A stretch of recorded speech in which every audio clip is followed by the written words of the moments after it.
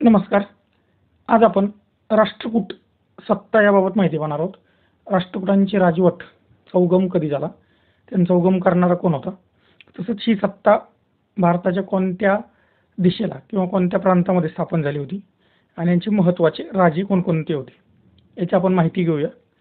तर पहा, राष्ट्रकूट सत्ता ही इसवी सन 757 557 ते 904 इसवी सन 974 या काळामध्ये स्थापन झालेली किंवा या काळामध्ये ही राजवट अस्तित्वात होती. यामध्ये बघा, बदामीच्या चालुक्यानंतर महाराष्ट्रावर या राष्ट्रकूट घराण्याची सत्ता स्थापन झाली. बदामीच्या चालुक्यानंतर राष्ट्रकूट सत्तेवर आलेले आपल्याला दिसतात. इसवी सन 757 ते 974 या काळामध्ये दक्षिण भारतापर्यंत राष्ट्रकूटांनी राज्य केलेलं आपल्याला दिसतं. दक्षिण भारतावर त्या दक्षिण भागामध्ये, भारताच्या दक्षिण भागामध्ये राष्ट्रकूटांची सत्ता होती. तर राष्ट्रकूटांच्या राजधान्या यामध्ये वेरूळ, कंधार, मान्यखेड या राष्ट्रकूटांच्या राजधान्या होत्या. आणि या राष्ट्रकूट घराण्याचा जो संस्थापक आणि मूळ पुरुष होता तो होता दंतीदुर्ग. दंतीदुर्ग यानं या घराण्याची स्थापना केलेली आपल्याला दिसून येते. हाच या घराण्याचा मूळ पुरुष होता. त्याची राजधानी ही वेरूळ येथे होती. त्यानंतर त्यांचा चुलता कृष्ण पहिला हा सत्तेवर आला. या कृष्ण पहिल्याचा कार्यकाल हा इसवी सन 757 ते 773 हा इथपर्यंत सत्तेवर होता. या कृष्ण पहिला यानं नांदेड जिल्ह्यामधील कंधार या नगराची स्थापना केली आणि इसवी सन 758 मध्ये त्यानं त्याच राजधानीचा दर्जा दिलेला आपल्याला दिसून येतो. कंधार, नांदेड जिल्ह्यातील कंधार या ठिकाणी कृष्ण पहिला. कंधारचा किल्ला, जगतुंग समुद्र, वेरूळचं कैलास लेणी मंदिर याच काळात निर्माण झालेला आपल्याला दिसून येतो. ह्या कृष्ण पहिल्याच्या काळामध्ये जगतुंग समुद्र, वेरूळचं कैलास मंदिर आणि कंधारचा किल्ला. गोविंद तिसरा हा इसवी सन 773 ते 814 हा एक कर्तबगार राजा होता. त्यानं जगतुंग देव हे असं बिरुद धारण केलं होतं. राष्ट्रकूटांचा हा राजा गोविंद तिसरा, त्याचं बिरुद होतं जगतुंग देव.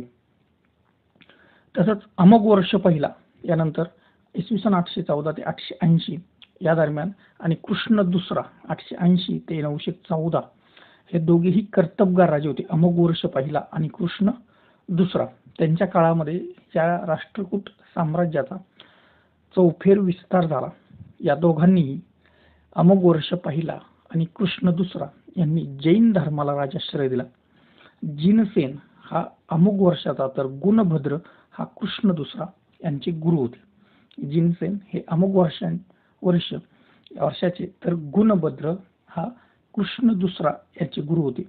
कृष्ण दुसरा याच्यानंतर त्याचा नातू जगतुंगांचा पुत्र इंद्र तिसरा हा 994 ते 927 च्या दरम्यान मध्ये गादीवर आलेला. आपल्या 914 ते 927 यावर सत्तेवर आलेला आपल्याला दिसून येतो.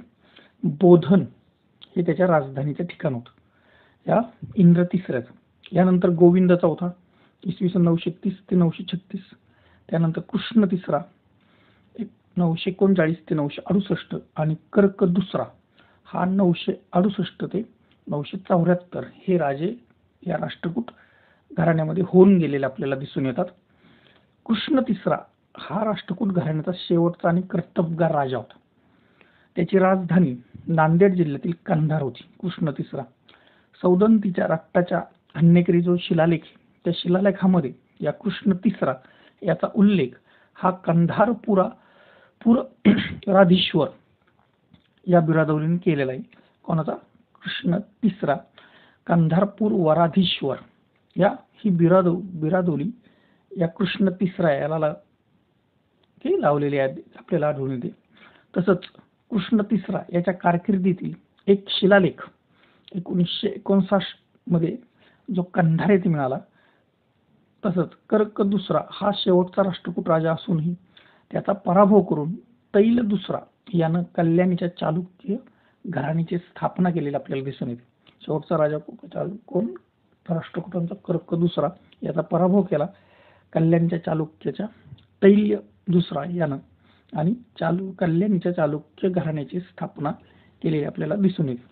आता या राष्ट्रकूटांच्या काळामध्ये सामाजिक स्थिती कशी होती, तर समाज व्यवस्थेमध्ये मोठ्या प्रमाणावर परिवर्तन होण्यास सुरुवात झालं होतं आणि राष्ट्रकूटांच्या काळामध्ये संयुक्त कुटुंब पद्धतीचा ऱ्हास झाला आणि त्या जागी विभक्त कुटुंब पद्धतीने आली किंवा विभक्त कुटुंब पद्धतीला सुरुवात झालेली आपल्याला दिसून येते.